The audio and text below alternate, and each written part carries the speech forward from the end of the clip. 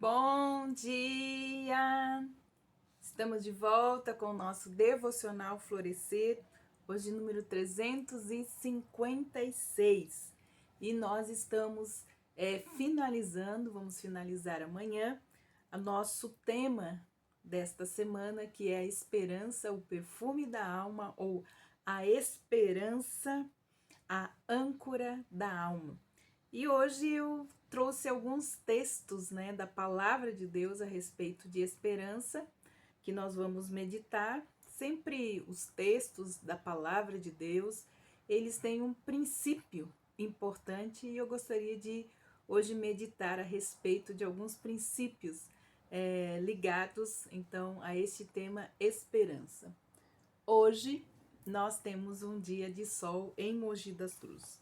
Então, nós vamos ver alguns textos. Nós vamos ver primeiro os textos que estão no Velho Testamento, a respeito desta palavra. E eu escolhi o primeiro texto, que está lá em Jó, capítulo 11, versículo 18, que nós temos o seguinte: você se sentirá seguro porque haverá esperança. Olhará ao redor e dormirá tranquilo. Mas, para que isso aconteça, para que a gente tenha esperança ao olhar ao redor e dormir tranquilo, existe então uma condição. O que precisamos fazer antes de dormirmos tranquilos e usufruirmos então desta bênção? A condição para olhar ao redor, não importa o que esteja acontecendo, e dormir tão tranquilo, estão nos dois versos anteriores, o verso 13 e o verso 14, que diz assim: há uma condição. Se você dispuser o seu coração e estender as suas mãos para Deus e lançar para longe a iniquidade de suas mãos e não permitir que a injustiça habite em sua tenda. Olha o princípio e o conselho. É muito importante que a gente disponha o nosso coração e estenda as nossas mãos a Deus e lance para fora toda a iniquidade das nossas mãos e não permitir que a injustiça habite em nossa tenda. Esta é uma condição para olhar ao redor e dormir tranquilo. Já Salmo 71, versículo 5, nos diz: tu és a minha esperança, Senhor. O Deus é a minha confiança desde a minha mocidade. Tu és a minha esperança desde a minha mocidade. Como é lindo esperar, confiar em Deus desde a nossa juventude. Assim nós podemos construir uma história de fé em Deus. Então, Davi, ele tem uma história de fé em Deus. Ele sabe que ele tem um refúgio, que ele tem um porto seguro, que ele tem uma torre forte, que ele tem uma fortaleza e um escudo. Por quê? Porque ele tem em Deus a sua esperança desde a sua mocidade. Lamentações, capítulo 3, versículo 29, nos diz assim: ponha a sua boca no pó, talvez ainda haja esperança. Ponha a tua boca no pó, pois talvez haja esperança. O que tem por detrás desse texto? Que princípio nós temos aqui? Que é colocar a boca no pó. Colocar a boca no pó é prostrar-nos até o chão, em sinal da mais profunda humilhação ou de viver em um estado de profunda humildade. Mas colocar a boca no pó em sinal de quem espera em Deus. Quem faz isso tem um espaço, então, para a esperança. Colocar a boca no pó abre espaço para a esperança. Somente um coração humilde, um coração que se humilha diante de Deus, reconhecendo a sua total dependência dele, abre espaço em seu coração para que a esperança entre. Então, colocar a boca no pó também pode ser uma atitude de tornar-se mudo ou de fechar a boca para não murmurar ou se queixar em tempos de aflição e provações, sejam elas extremas ou não.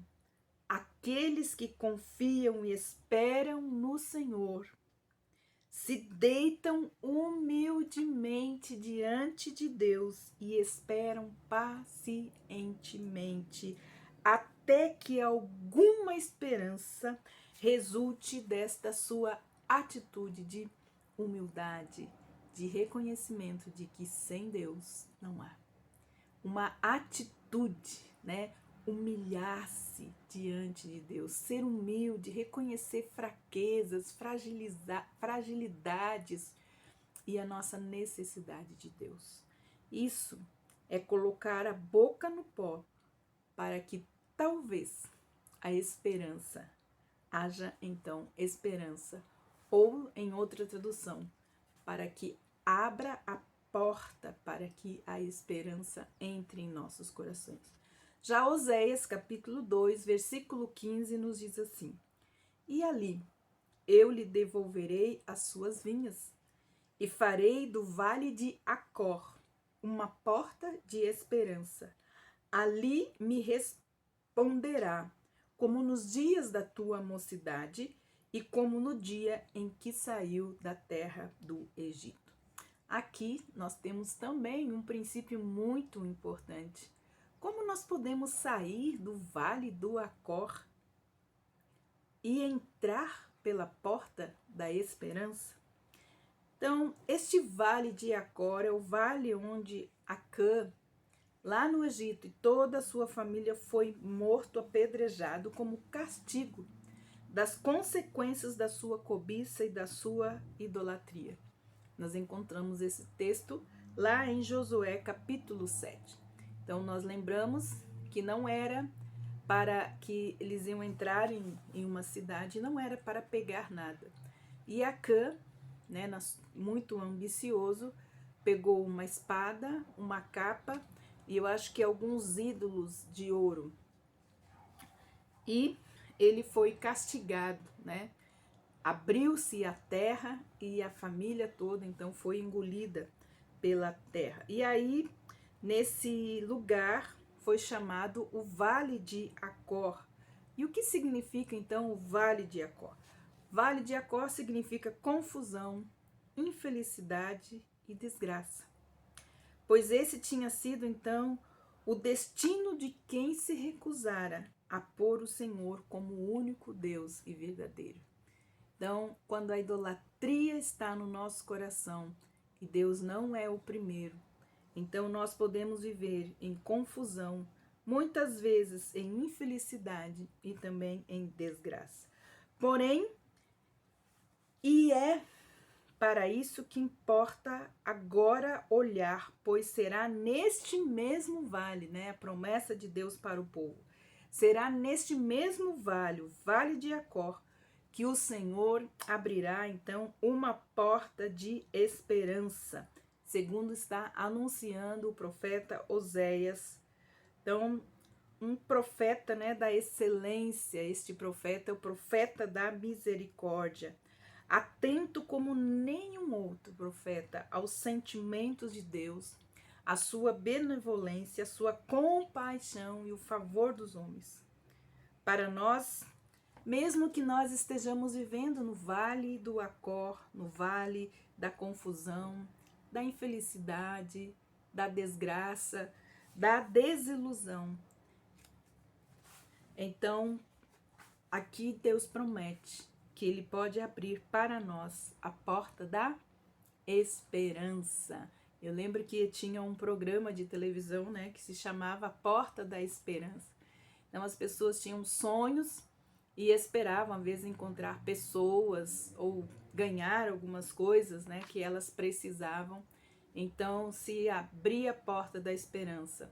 Poderia ser que quando a porta fosse aberta, aquilo que eles estavam necessitando, precisando ou procurando, estava naquela porta. O que nós podemos aprender então que o próprio Cristo, ele disse de si mesmo que ele era a porta que dá acesso então às promessas definitivas e imutáveis do nosso Deus, como nos aprendemos nos devocionais anteriores. Então, mesmo que você esteja vivendo hoje no Vale do Acor, é neste mesmo vale que Deus abre a porta da esperança. Mas esta porta, ela já tem um nome, porque o próprio Jesus Cristo para nós hoje é a porta da esperança. Ele é a porta das ovelhas. João capítulo 10, versículo 7 nos diz assim: em verdade te digo que eu sou a porta das ovelhas. Eu sou a porta, se alguém entrar por mim, será salvo. Ele é a porta da esperança. Jesus é a nossa única esperança. Se estivermos passando por este vale de Acor, você pode decidir hoje mesmo entrar pela porta que é Jesus, a sua única esperança. Ele diz que quem bate, ele abre e você pode entrar. A porta está aberta, o caminho já está inaugurado. Então, não importa que tipo de vale você esteja passando, Deus abriu a porta da esperança. A nossa esperança é Jesus. Receba Jesus, abra o seu coração humildemente, coloque sua boca no pó e aceite humildemente a submissão, a autoridade, se sujeite a Cristo e a sua palavra. Obedeça a palavra de Deus e o Senhor te dará aquilo que você precisa para sair desse vale. Que Deus possa abençoar e decida hoje mesmo passar pela porta da esperança, porque a esperança é Jesus. Que Deus abençoe você. Dá um like aí, compartilha no nosso canal e amanhã nós vamos ver alguns textos então do Novo Testamento a respeito da esperança. Que Deus te abençoe e até lá.